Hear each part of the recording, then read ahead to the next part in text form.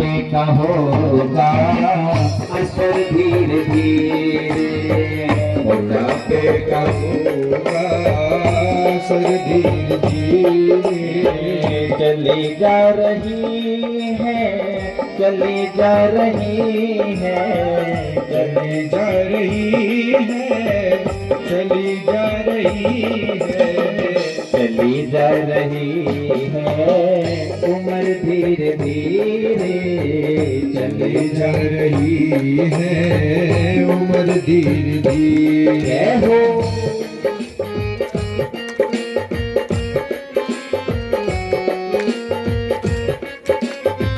जरा हाथों को प्रेम से उठाते हैं, जय हो।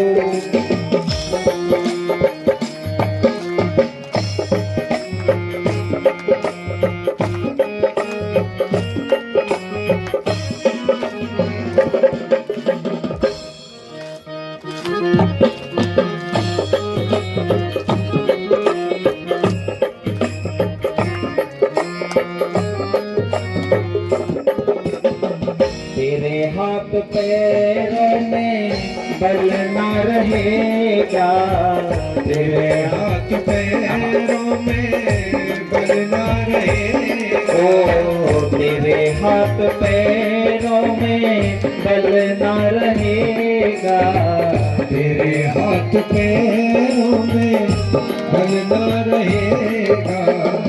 झुकेगी तुम्हारी कमर धीरे धीरे, झुकेगी तुम्हारी कमर धीरे धीरे। चली जा रही है, चली जा रही है, चली जा रही है, चली जा रही है, चली जा रही है उम्र धीरे धीरे, चली जा रही है उम्र धीरे धीरे। जय हो।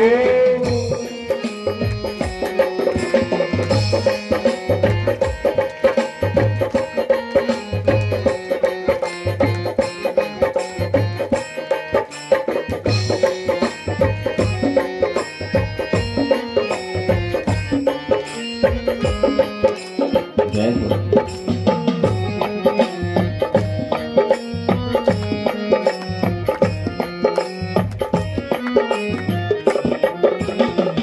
शिथिल अंग होंगे सब एक दिन तुम्हारे, शिथिल अंग होंगे सब एक दिन तुम्हारे, ओ शिथिल अंग होंगे सब एक दिन तुम्हारे, शिथिल अंग होंगे सब एक दिन तुम्हारे।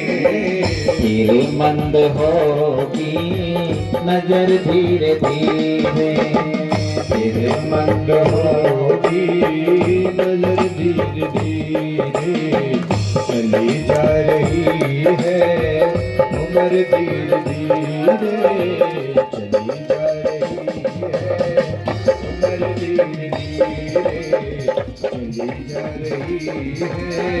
उम्र धीरे धीरे, चली जा रही है उम्र धीरे धीरे, चली जा रही है उम्र धीरे धीरे। बोलो भक्त वत्सल भगवान की जय। का रुद्राक्ष कहलाया।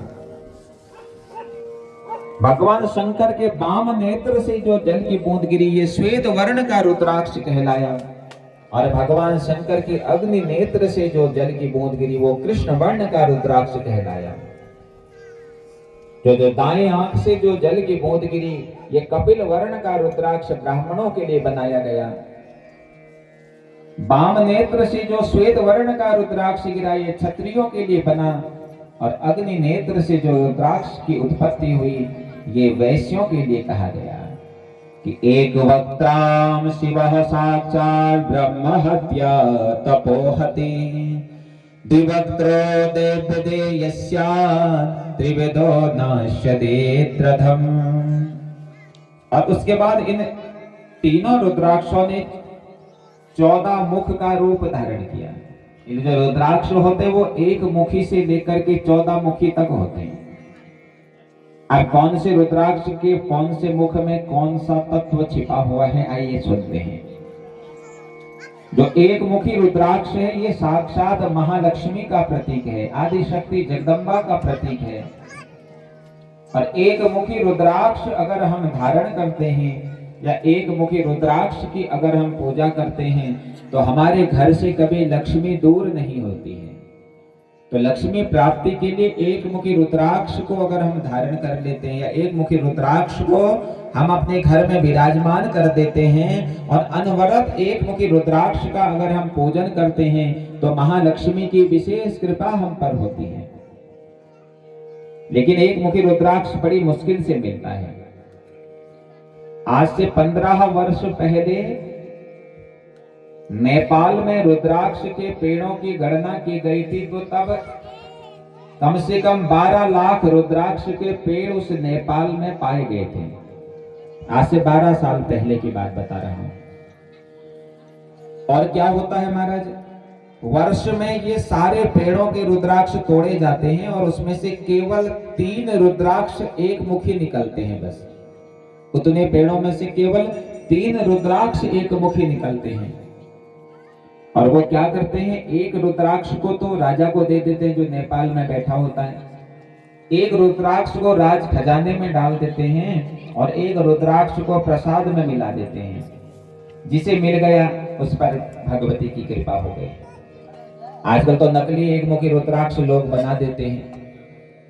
तो एक मुखी रुद्राक्ष बड़ी मुश्किल से मिलता है। अगर एक मुखी रुद्राक्ष किसी को मिल जाए तो समझ लो उसके घर से फिर मां लक्ष्मी दूर नहीं जाती।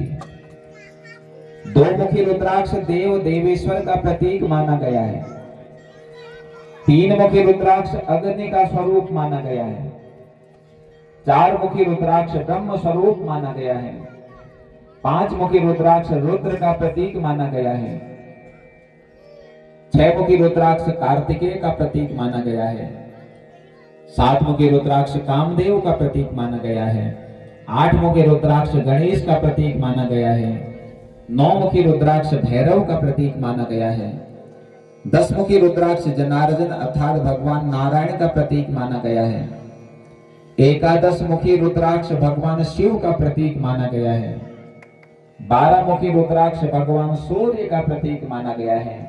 13 मुखी रुद्राक्ष कार्तिकेय के समान माना गया है और 14 मुखी रुद्राक्ष स्वयं शिव स्वरूप माना गया है। बंधुओं, जो व्यक्ति रुद्राक्ष धारण करता है उसकी प्रत्येक मनोकामना पूर्ण होती है।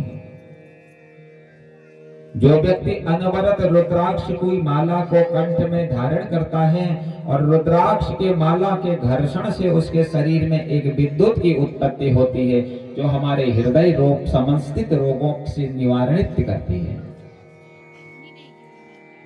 पहले के समय के लोग रुद्राक्ष की माला गले में पहना करते थे तो बहुत कम हृदय रोग से लोगों की मृत्यु होती थी।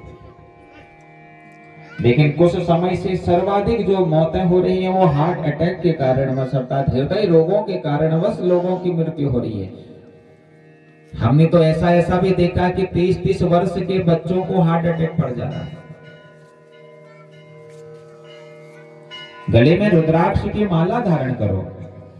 रुद्राक्ष की माला धारण करने से उस रुद्राक्ष के दाने का जो घर्षण हमारे इस शरीर में होता है उससे विद्युत की उत्पत्ति होती है और विद्युत की उत्पत्ति होने से हमारा हृदय सुरक्षित रहता है।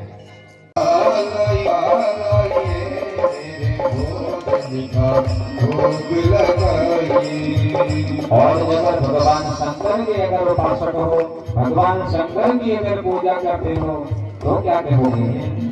भोलेनाथ आइए, शंभोनाथ आइए, मेरे भोजन का भोग लगाइए। भोलेनाथ आइए, भोलेनाथ आइए, मेरे भोजन का भोग लगाइए। और अगर माँ भगवती की उपासना करते हो, माँ भगवती की अगर पूजा करते हो तो तब क्या कहोगे? अम्बे मात आइए, दुर्गे मात आइए, काली मात आइए, मेरे भोजन का भोग लगाइए। भोजन का भोग लगाइए। हो जी मेरे भोजन का भोग लगाइए, हो जी मेरे भोजन का भोग लगाइए। इस भाव से मां को भोग लगाइए। रिसर्च की हुई चीजों में जिन्होंने मनन किया वो मुनि बने। तो रिसर्च जिन्होंने किया, तो रिसर्च का अर्थ है, रिसर्च करने वाले कौन होते हैं? वैज्ञानिक। तो ऋषि ही वैज्ञानिक कहलाए, उन्होंने रिसर्च किया। जिस टीबी का रिसर्च आज हुआ, जिस टीबी की खोज आज हुई, उस टीबी को तो सतयुग में ही भगवान ने उत्पन्न कर दिया था कि धर्म क्षेत्रे कुरुक्षेत्रे समवेतायुयुत्सव मामका पांडवास्तेव किम कुर्वति संजय। इस टीबी की उत्पत्ति तो द्वापर नहीं कर दी थी, क्योंकि कुरुक्षेत्र का दृश्य हस्तिनापुर में बैठ करके संजय धृतराष्ट्र को सुना रहे। तो बंधुओं, ऋषि का अर्थ है जिन्होंने रिसर्च किया, जिन्होंने खोज करी, और मुनियों का अर्थ है जिन्होंने मनन किया। तो ऐसे गौतम ऋषि जो समय समय पर कुछ ना कुछ रिसर्च करते रहते थे, समय समय पर कुछ ना कुछ अध्ययन करते रहते थे, और रिसर्च के माध्यम से गौतम ऋषि ने मां भगवती की आराधना करना प्रारंभ किया, पराशक्ति का चिंतन करना प्रारंभ किया। तो क्या हुआ सज्जनों, गौतम ऋषि का जो आश्रम था वो अन्न धन से परिपूर्ण था। मां गायत्री की उपासना गौतम ने करी और मां गायत्री बड़ी प्रसन्न हुई। चारों तरफ गौतम के आश्रम में हरियाली छाई हुई है। और जब इन ऋषियों को पता, इन मुनियों को पता चला कि गौतम ऋषि के आश्रम में अन्न जल और धन की कमी नहीं है, तो सारे के सारे ऋषि मुनि गौतम के आश्रम के आसपास जाकर के रहने लगे, और गौतम ने सबको स्थान दिया। अब तो सामूहिक यज्ञ होने लगा महाराज, और सामूहिक यज्ञ से एक दिन पराशक्ति गायत्री प्रसन्न हुई, और प्रसन्न होकर के माता गायत्री ने गौतम को एक अक्षय पात्र दे दिया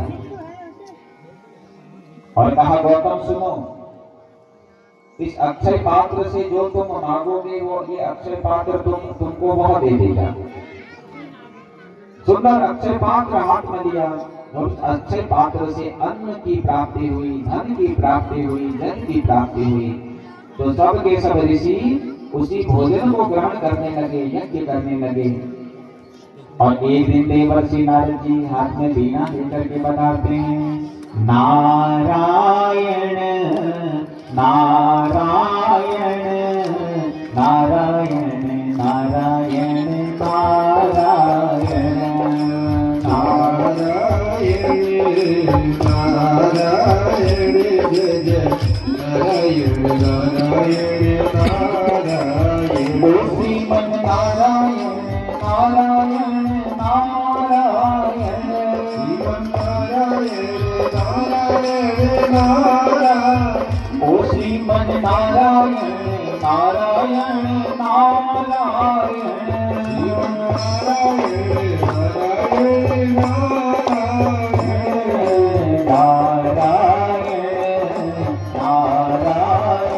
श्रीमन नारायण नारायण नारायण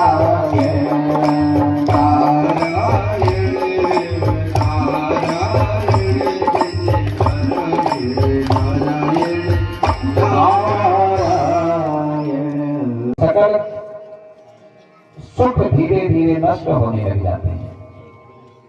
आगे संध्योपासना कर्म के विषय में बताया, कहा ब्राह्मण क्षत्रिय और वैश्य त्रिवर्णों ने मां गायत्री की उपासना करनी चाहिए, मां सावित्री का ध्यान करना चाहिए। मां गायत्री का जो स्मरण करते हैं उनकी प्रत्येक मनोकामना मां भगवती पूर्ण करती है। और गायत्री चरित्र में ही महर्षि गौतम का चरित्र प्रारंभ होता है। कहते हैं, जन्मेजय इस संसार में मां भगवती का एक परम भक्त उत्पन्न हुआ जिसका नाम था गौतम, जो त्रिकाल संध्या करता था, जो गौ माता की सेवा करता था। तो ऐसा गौतम इस संसार में उत्पन्न हुआ। गौ की सेवा करने से, गायत्री की उपासना करने से, त्रिकाल संध्या करने से गौतम के पास किसी चीज की कोई कमी नहीं थी महाराज। इसलिए गाय की सेवा करो कहते। गाय की जब हम सेवा करते हैं, गौ सेवा करते हैं, तो हमारे घर में गोपाल आते हैं महाराज। आजकल हमने गाय की सेवा करना छोड़ दिया। एक नियम बनाओ जीवन में, गौ सेवा जरूर करो। पहले घर में अगर इतनी जगह है तो गाय पालो। अगर घर में जगह नहीं है कि जहाँ जहाँ गौशाले बने हैं, कम से कम महीने में कुछ अंश निकाल करके उन गौशाले में जाकर के दान कर देना चाहिए, ताकि तुम्हारे अंश से गौ माता का पालन हो सके।